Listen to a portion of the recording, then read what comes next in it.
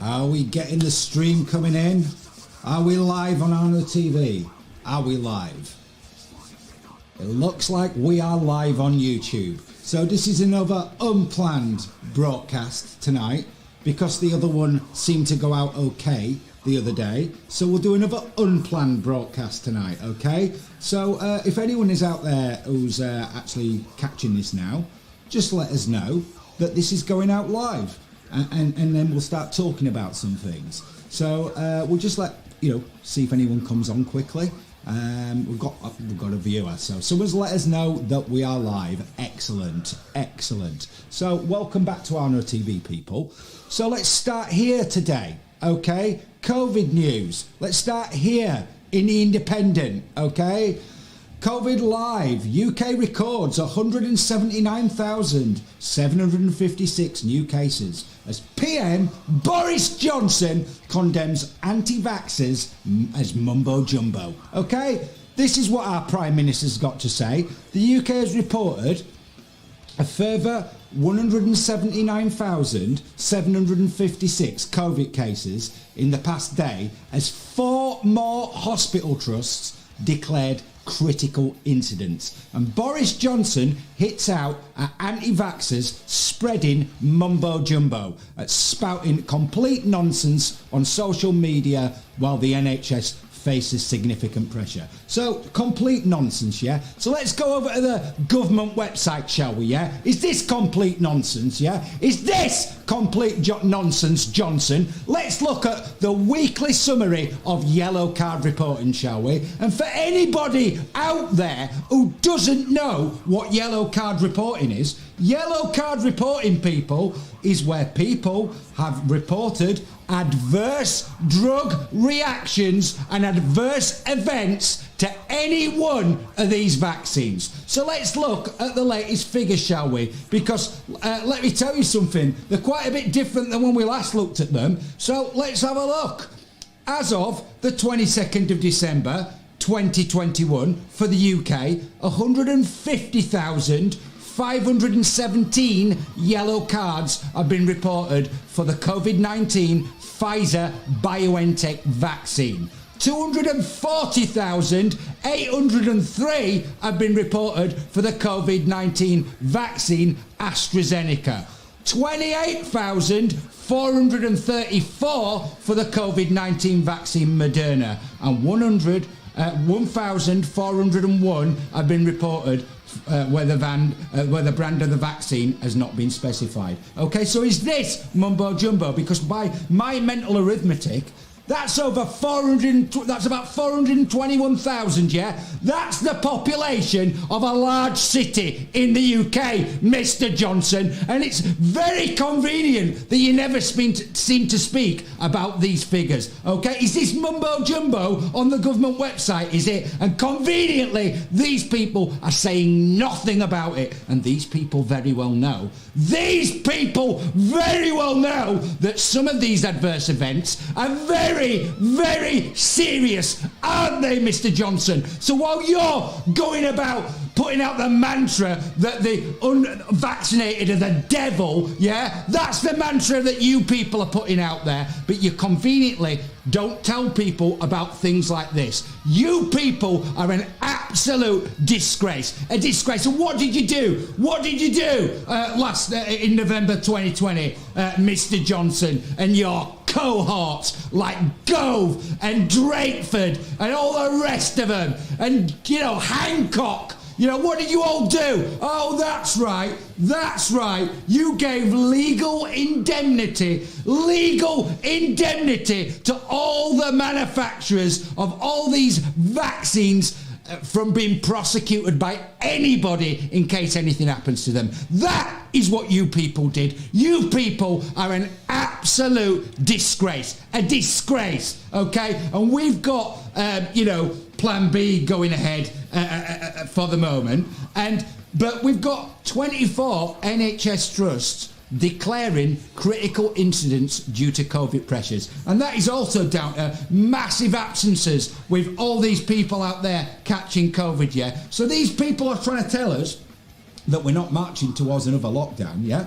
But We've got the NHS, 24 NHS trusts out there declaring critical incidents. So how long is it going to be? How long is it going to be before these people are telling us that they're going to have to impose another lockdown on us because of all the pressure on all these NHS trusts out there? These people think we are stupid. And, like we told you before Christmas, the tougher measures would come first in Northern Ireland, Scotland and Wales by tyrants like Drakeford and Sturgeon, and tougher measures are on the way. And the only reason why these people have not done this before, well, there's a couple of reasons, but one of the main reasons, as we all know, is because of all these parties that we found out about that they were throwing in November and December 2020. These people are an absolute disgrace, because while people weren't allowed to see their dying relatives, and we were all under effective house arrest, and we were all following the rules,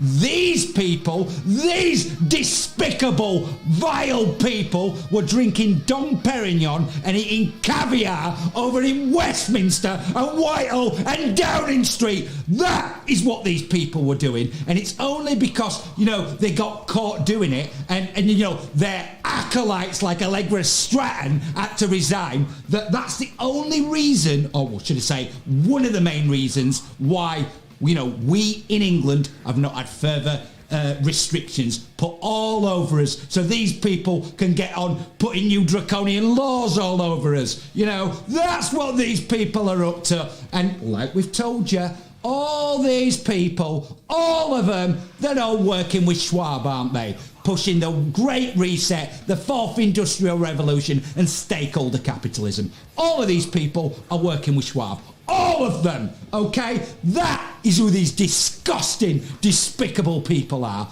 And, talking of vile, disgusting, despicable people, let's talk about this man, Macron, and what he's been saying, and the agenda that this man is pushing out there.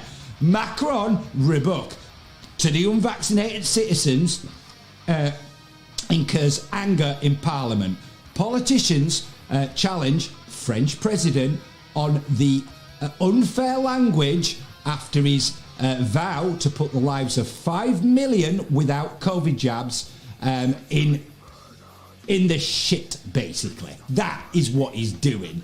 He's an absolute disgrace, this man. Emmanuel Macron faced criticism from political opponents after heated scenes in Parliament on Wednesday, after he gave deliberately provocative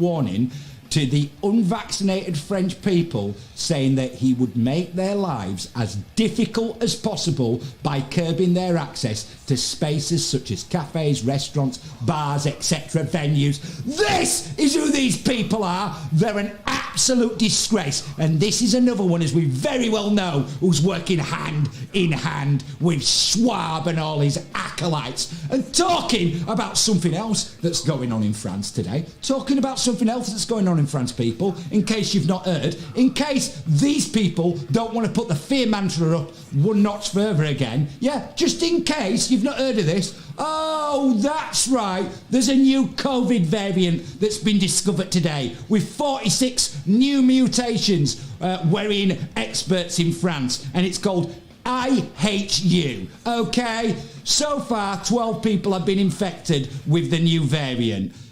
While the world is still grappling with the highly infectious Omicron strain of COVID, scientists in France have identified a potentially worrying new variant which has 46 mutations. Named IHU, the new B1640.2 variant has so far infected 12 people living in southeastern France. The first case was linked to a person with travel history to Cameroon, Western Africa, researchers say in a paper published in Medirix, I think it says. And guess what? The genomes were obtained by next generation sequencing. The authors of the paper claimed that the person who was identified with the IHU variant was fully vaccinated. The person tested positive for COVID after returning from a 3-day trip to Cameroon. So there you go, people. This is the next thing that these people will be pushing, to push the fear mantra out there and to justify further lockdowns and further restrictions and draconian laws all over us. These people, like I've told you, are not going to be happy, are they? They are not going to be happy until we're all locked down again, restrictions are all over us again, new unimaginable laws that are going to be put all over us. So these people can get out on in erecting this new multilateral global system that they all want to put into place, that's, going to be to the benefit of all them and all their acolytes. That is what these globalists are doing. It's a disgrace what is going on. And talking of a disgrace, talking of an absolute disgrace, and if you ever want to prove that these people are all working together and colluding together and are as corrupt as sin. Okay, when I was going to bed last night, when I was just on my way to bed last night, it came over the news. This came over the news last night that apparently Ghislaine Maxwell, who was convicted of grooming and sex trafficking, 5-6 days ago, yeah? Well, one of the jurors has come out and given an interview to the press revealing that they were abused as a child. Now, apparently, as part of their jury selection on this trial, yeah, they had a questionnaire to fill in. And one of the questions on this questionnaire was, had you ever been a victim of any kind of sexual abuse? Okay? And it's come out now that potentially 2 of these people on this jury may not have filled in this form correctly. Ghislaine Maxwell's lawyers are now demanding a retrial, and this is a real possibility that this could go to a retrial. This is absolutely disgraceful. And guess what? Guess who's pushing this narrative out there? Oh, that's right. It's Klaus Schwab's friends over at the Daily Mail, Isabel Maxwell's mate, yeah? This is what is going on, people. It is an absolute disgrace. If this goes to a retrial and there's some kind of technical legal thing that gets pulled up here and this gets thrown out or whatever for some reason, this is an absolute disgrace. So let's read what some of Schwab's friends have written about this in the Daily Mail, okay? Will Road juror set Ghislaine Maxwell free. Conviction is in chaos as juror who admitted he was a sex abuse victim has lawyered up and defence demands mistrial. Okay, so like I've told you, there's a serious possibility here that we could maybe have a mistrial. It may have to be retried. There could be some technical, legal argument here that might get her out of this. This is unbelievable. And if this doesn't go to show you that all these people are working together, then I don't know what's going to do, because this is absolutely disgraceful. Disgraceful that this could potentially now go to a retrial, because she was a convicted sex trafficker a few days ago. And the reality of the situation now is she may very well have a very different decision coming in the next few days, few weeks, whatever. But this seriously could go the other way now. This is unbelievable. And guess what? Ghislaine Maxwell, according to the Times, will never name names, says her brother Ian, the British socialite will refuse to reveal details of others' sin in return for leniency, says her brother. To the relief of the alleged co-conspirators. This is an absolute disgrace. So she's not going to name names. She's not going to name any names, yeah? Are we led to believe that, anybody who's seen anything about this story, okay? We all know that Epstein was recording people. He had video cameras and stuff set up everywhere in all these properties, so he was quite clearly recording people, okay? So there are tapes and things like that out there of all these high-profile people that are involved in all of this, and she is keeping her mouth shut. So just like I told you, she's a nonce protector. And I tell you what else Schwab's friends are putting out there and a spin on in the Daily Mail. Look at this. Jeffrey Epstein book claims he and Ghislaine Maxwell were Mossad spies who filmed US politicians and power players having sex with underage girls to blackmail them. So this is talking about a book by Dylan Howard called Dead Men Tell No Tales, which is putting this theory out there, okay? But that's not an uncommon theory that the Maxwells were involved in, involved as part of the intelligence community, is it? This is a rumour that's been going around about the Maxwells for years. I mean, for example, if we look here in this article by The Guardian talking about the murky life and death of Robert Maxwell. You remember Robert Maxwell, who used to own the Mirror Group, who swindled, £400 million worth of pension funds, yeah? Remember that? Who suddenly disappeared off a boat, allegedly suicide. Like Jeffrey Epstein, alleged suicide, yeah? This article here about, the murky life and death of Robert Maxwell. Do you know what it says in this article? Let's just go down here. What does it say in this article? Let me just find it. It's down here somewhere. This is referring to Robert Maxwell. Throughout his life, he was a good friend to Israel, investing heavily in publishing, pharmaceutical and computer firms in the country. He met accusations he was an Israeli spy with furious denials and legal threats.